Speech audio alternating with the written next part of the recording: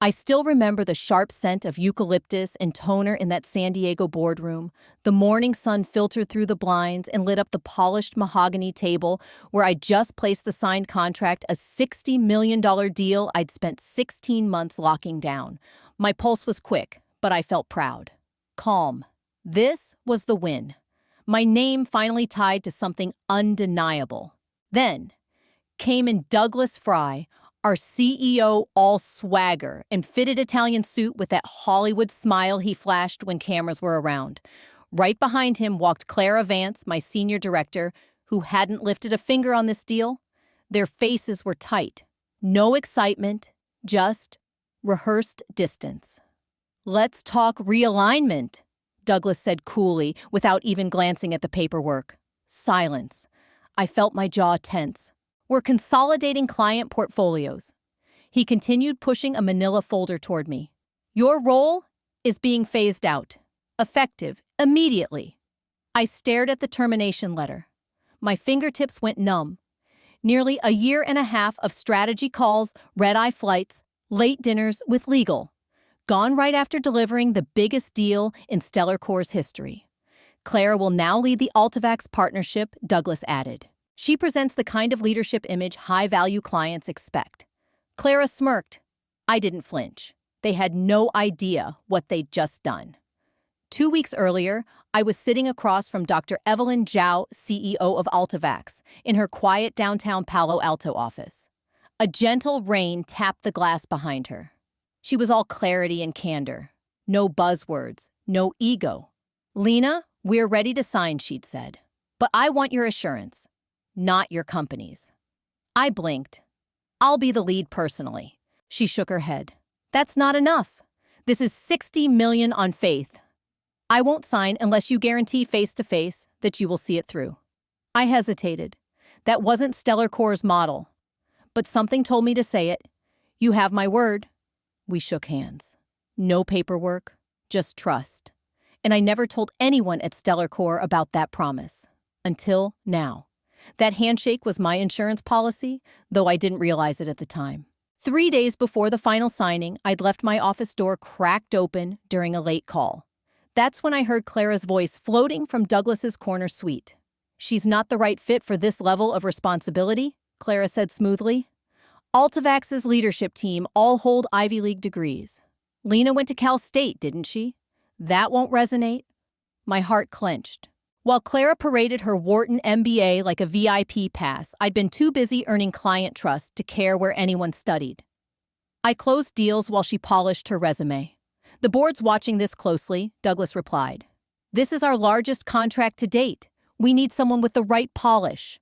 "I can handle it," Clara offered. "I've already met Dr. Zhao. I speak her language. And we're bringing in a new head of sales anyway." There it was. They'd always planned to replace me. My 16 months of legwork, the deal I fought for, was just a ladder for Clara to climb.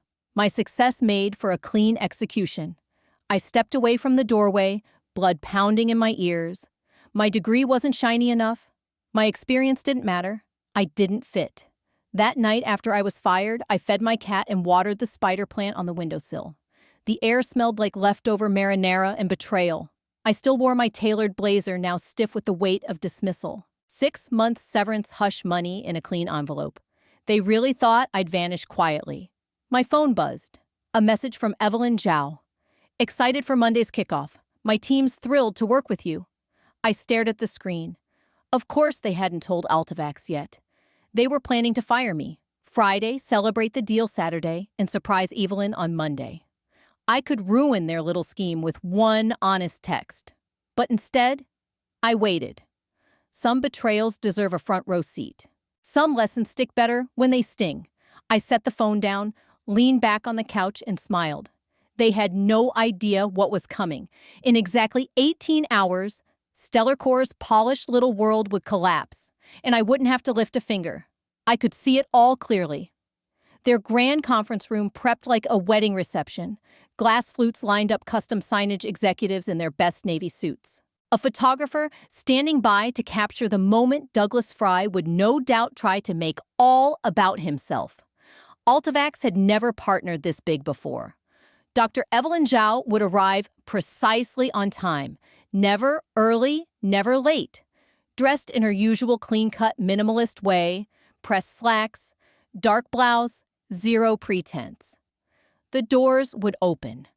Douglas would step forward with that toothy grin and extend his hand. "Where's Lena?" Evelyn would ask, immediately glancing around. Douglas would blink. "Lena is no longer with us, but let me introduce you to Clara Vance, who'll be managing your account." And there it would be, Evelyn's eyes narrowing. No Lena, then no deal. The air would go still. A $60 million deal gone. My 16 months of groundwork torched by arrogance. And all I had to do was nothing. I twirled my leftover noodles in the bowl and smiled. Revenge isn't always loud. Sometimes it just waits for the clock to strike. My Saturday morning yoga was interrupted by a buzzing phone. I finished my final pose before checking 14 missed calls. 28 messages, all from Stellar Core extensions. One caught my eye. "You blew up the boardroom. Call me Marcus. Marcus Liu, legal counsel. Always respectful. Always decent." I imagined the mayhem. Shredded papers, dry champagne, Douglas tugging at his perfect hair in disbelief. Another call lit up my screen. Douglas Fry. I let it ring 3 times, then answered. "Lena." His voice was tight. "There's been a situation." I stayed silent. "Altivax is refusing to sign without you involved. This is highly irregular." I took a sip of lemon water. "Sounds like a Stellar Core problem." "We want to fix this," he said now, clearly rattled. "Could we revisit your position?" I laughed lightly. "My position was eliminated. Remember silence.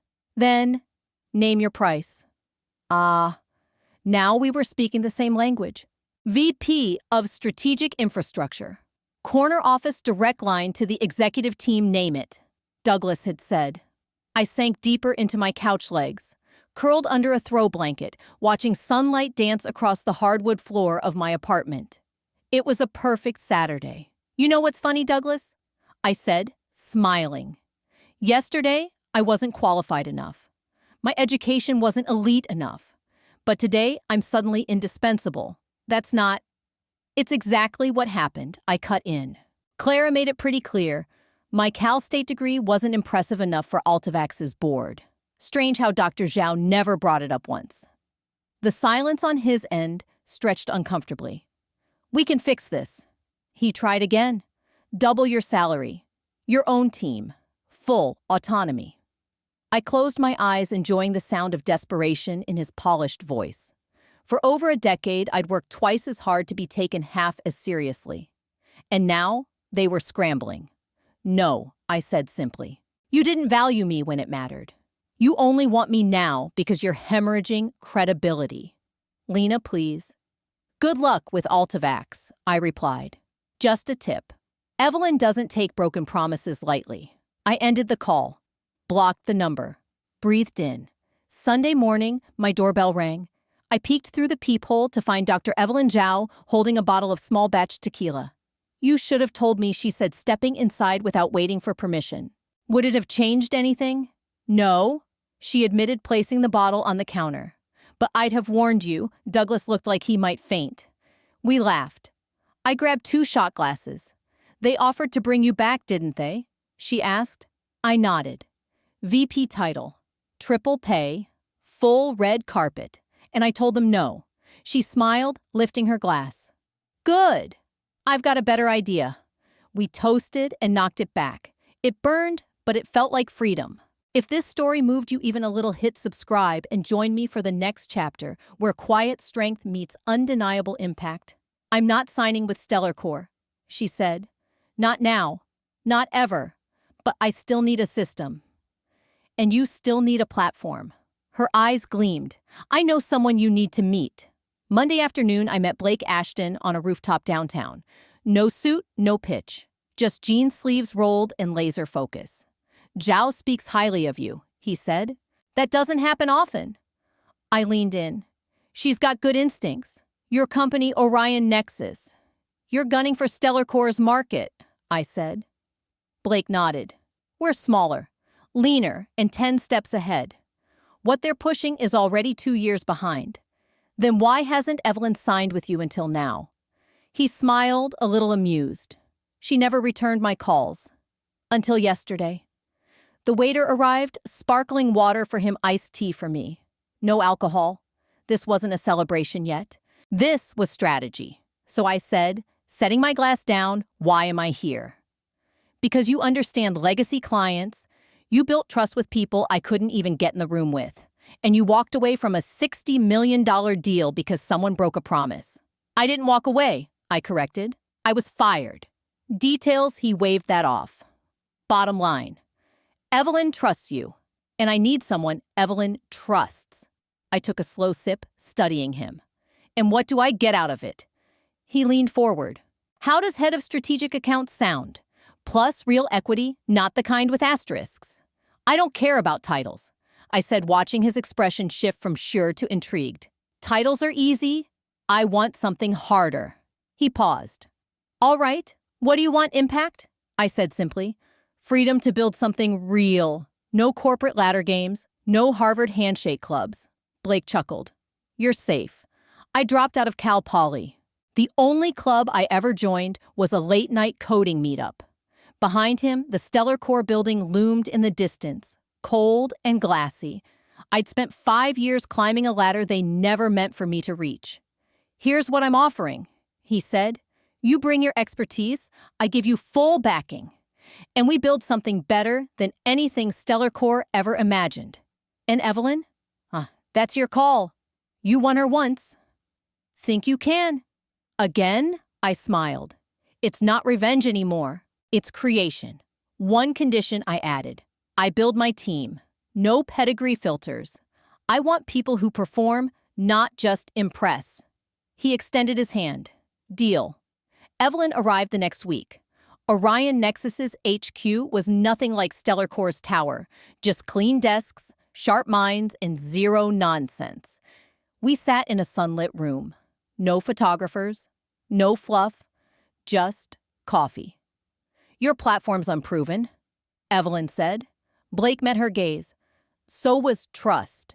And they fired the one person you trusted most. I laid out the proposal across the table, similar to what I'd once built at Stellar Core, but sleeker, smarter, designed for scale, not just survival. Modular systems, open architecture, a roadmap that didn't just preserve, but propelled. I can offer the same guarantees I made before I told Evelyn. With one difference this time, I'm not going anywhere. She studied the layout carefully, then looked up at me. Same price.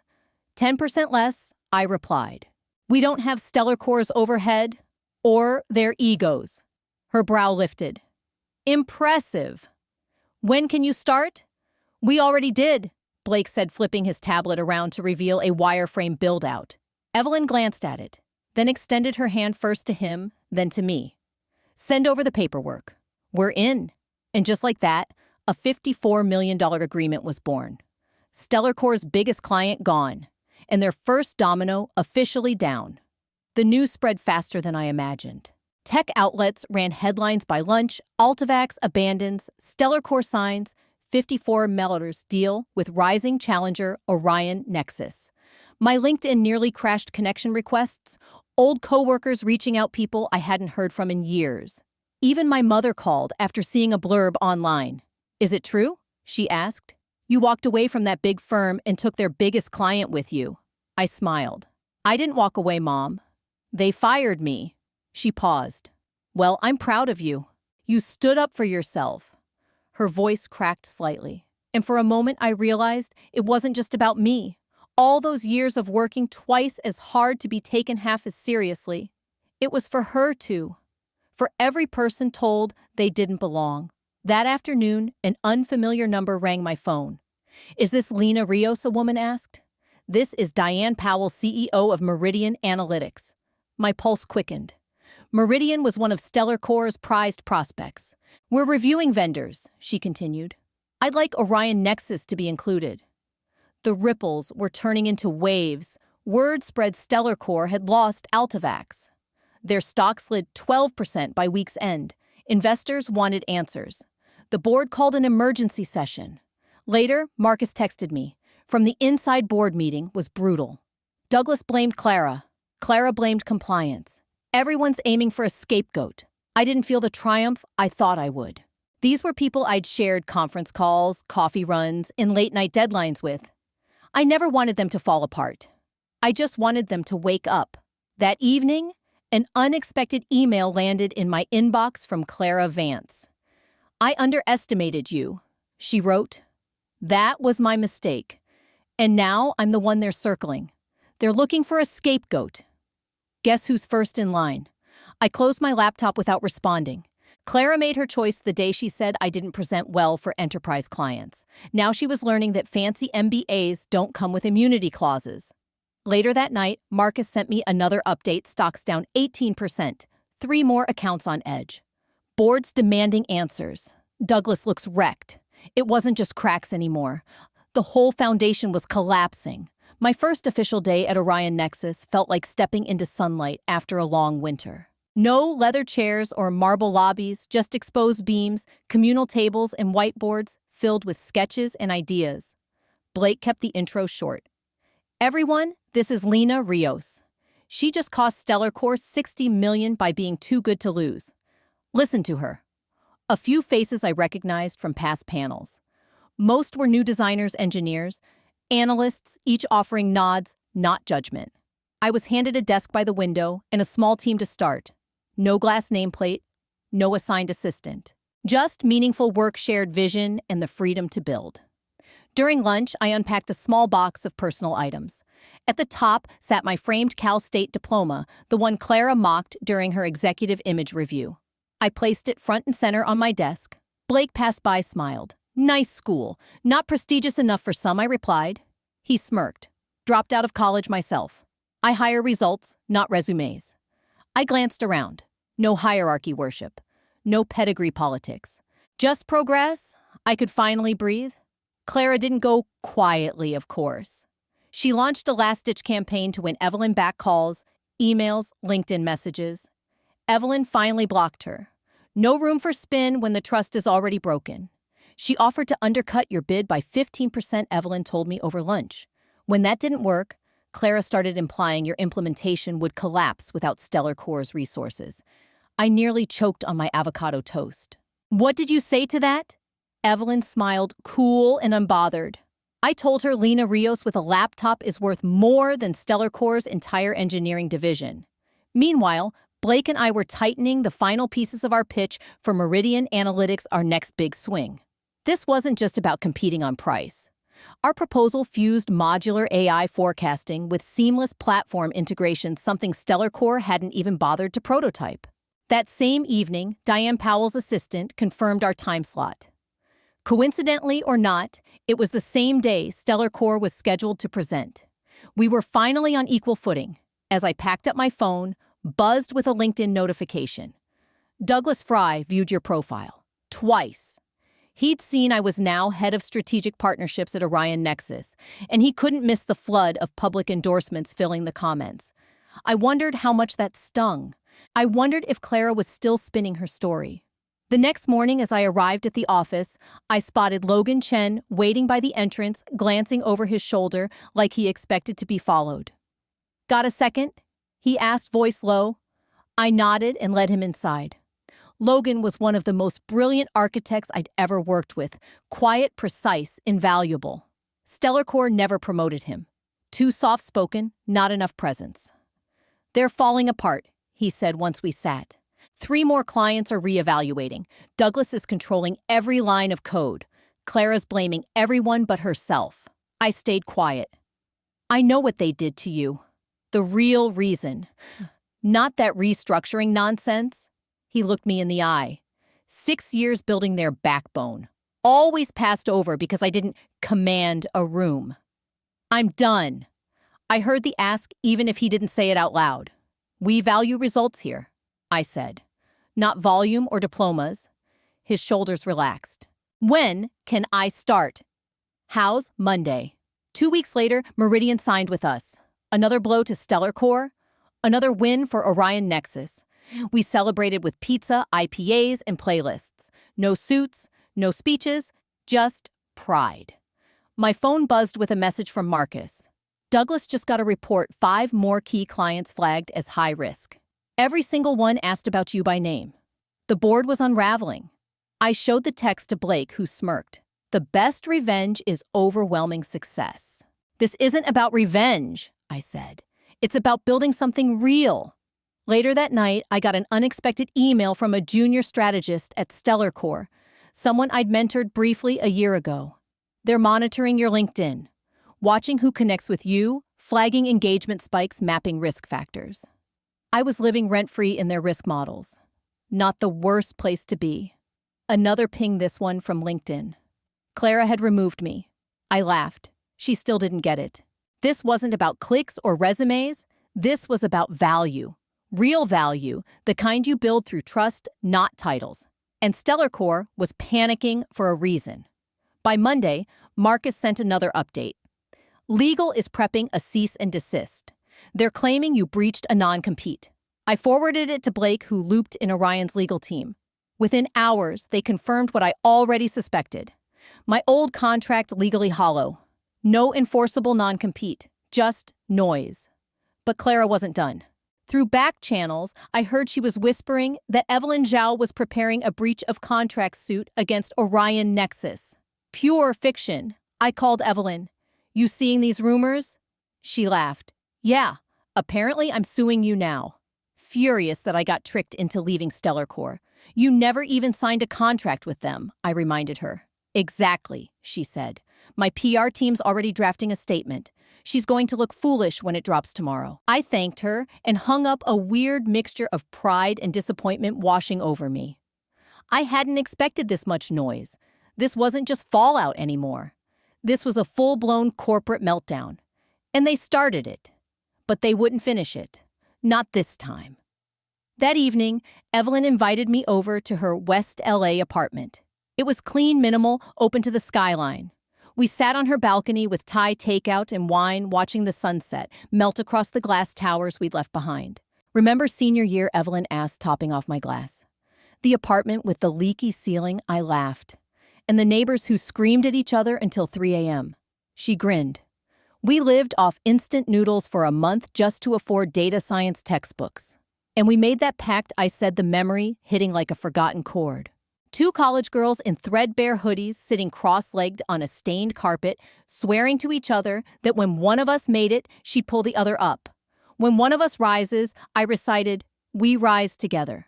Evelyn nodded. I thought I'd be pulling you up. Turns out we're building the rope together. We clinked glasses. Outside her balcony, the skyline shimmered. The old Stellar Core tower loomed like a forgotten monument. Once I thought a corner office there meant I'd made it. Now I saw how small it really was. To promises kept, she said. To promises kept, I echoed. Some loyalty doesn't show up on paper. Some values aren't earned in a boardroom.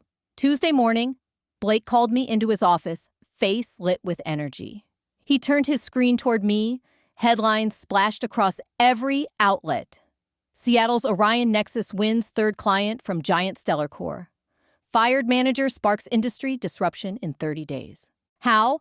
Amara Quinn quietly built tech's most watched startup. TechCrunch. Fast Company. Even Forbes. We're trending, Blake said, eyes wide. VCs are calling. Reporters. Everyone wants in. My phone buzzed like it was alive notifications. DMs, interview requests. What do you want to do? Blake asked. This is your moment too. Part of me wanted to go public, tell the world how Stellar Core dismissed me for not being shiny enough. How bias and branding lost them everything. But I knew better. Let's just build, I said. The results will speak louder than anything I could say. Blake smiled. That's exactly why you're here. That afternoon, we quietly closed a 3rd major deal. No announcement, no fanfare. By evening, the news had already leaked Kendra Rowe, VP at Stellar Core, stepping down to pursue new opportunities. No one believed it. Everyone knew exactly what that meant. Marcus texted me the update. Board cited catastrophic mismanagement of client relationships. Kendra's out, and Grant demoted to president. He's no longer CEO. Crisis management is incoming. A complex wave of emotion washed over me. Satisfaction, of course, but also something sadder, more human. Kendra had made her choices. She chose image over integrity, pedigree over performance, and now she was paying the price. That afternoon, 5 more Stellar Core employees updated their LinkedIn to open to work. The unraveling was well underway. Then came an email from Grant, sent to my personal inbox. I'd blocked him everywhere else. I was wrong. I'm sorry. Short, honest. Too late. But I appreciated the attempt. In another life, in a company that valued the right things, maybe we could have built something meaningful. I closed the email without replying. Some bridges are too burnt to cross again. 1 month after Altivax signed with us, our team at Orion Nexus had grown from 7 to 23. Many of them were former Stellar Core talent people overlooked, not because they lacked ability, but because they didn't fit a mold. I called them my Phoenix team. Logan, now free from outdated red tape, rebuilt our infrastructure from the ground up. Mira, once sidelined for being too blunt, now led data strategy. Jason passed over repeatedly for being too quiet-headed client success and was thriving. We weren't just building code. We were building culture. Blake gave me full autonomy, no school filters, no resume pedigree screens, just raw talent, hunger, and heart. At Friday's All Hands, I looked around the room. Veterans and newcomers alike, all here for something better. This is just the beginning, I told them. And I meant it. Later that afternoon, Blake called me into his office. They made an offer, he said, pushing his laptop my way. From Patricia Winters, CEO Stellar Core. Subject: strategic acquisition interest. Message: we see enormous value in combining our organizations. Name your price. I read it twice, then laughed. They're panicking, Blake said, feet up on his desk. This isn't growth, it's desperation. I nodded. The board's out of moves, and we're just getting started. So Blake said, leaning forward. What do we tell them? I thought of Stellar Core's glittering headquarters, those pristine executive offices, the polished furniture, the illusion of innovation wrapped in legacy wood and empty branding. Then I glanced around our office. Open floor plan, whiteboards, packed with sketches, half-drunk coffee mugs, scattered beside working prototypes. Tell them we're not for sale, I said. Not at any price. Blake grinned and started typing. Thank you for your interest. We must decline. You couldn't afford us then. You still can't now. Maybe it was petty. Maybe a little personal. But watching him hit send felt like the right kind of closure. Some companies are built on buzzwords. We were built on belief, and belief doesn't go on the market. 6 months passed in a blur. Orion Nexus outgrew its second space. We moved into our third. Clients 17 and counting, staff nearly triple what it was after Altivax joined. Then came the email I never saw coming, an invitation to keynote the Tech Innovation Summit, the premier event in our industry, traditionally reserved for founders of unicorns, IPO-bound CEOs, or tenured executives. They want me to talk about disruption and resilience. I told Blake, staring at the subject line like it might vanish. He smirked. You are disruption and resilience. So I said yes. Weeks of prep followed. My speech wasn't about Stellar Core. It wasn't even about revenge. It was about rebuilding what tech leadership forgot, that true value isn't worn, it's earned. When I stepped onto the stage, I didn't shake. I wasn't underestimated, I told the crowd. I was misjudged. There's a difference. That night, I was named Executive of the Year. Stellar Core's table sat empty. Exactly 1 year after my termination, I stood in my new corner office, glass walls, clean light, no leather furniture in sight. On my desk sat 3 things. A handwritten note from Evelyn. I keep my promises too. My Cal State diploma framed proudly. And a spreadsheet. Q3 growth 221%. Blake knocked gently, coffee in hand. Board meeting in 10. Investors are giddy. Did you see? He added. Stellar Core's scrambling for acquisition. Stocks down 60%. I said nothing. I didn't need to. Logan flashed me a grin as I entered the room. Ready to change the world? Blake asked. I smiled. We already did. If you've ever been underestimated, overlooked, or told you didn't belong, because of where you came from or where you didn't, then I hope my story hit home. I didn't rise because someone handed me a title. I rose because I kept showing up, even when they tried to push me out. And if you're reading this, thinking that could have been me or that still might be, then don't let go of your worth, no matter how quiet the room gets. Leave a comment below. Tell me, have you ever been misjudged the way I was? What would your Phoenix team look like if you had the chance to build one? And here's my advice to anyone. Still navigating their own uphill path, the systems may be rigged, the rules may be skewed, but no one can take your value from you if you refuse to hand it over. Build your worth where they can't see it. One day they'll feel it when it's gone. If you believe stories like this matter, stories of quiet power, earned respect, and true resilience, tap that like button and subscribe. This story may be over, but others are just beginning. And you? You might be next.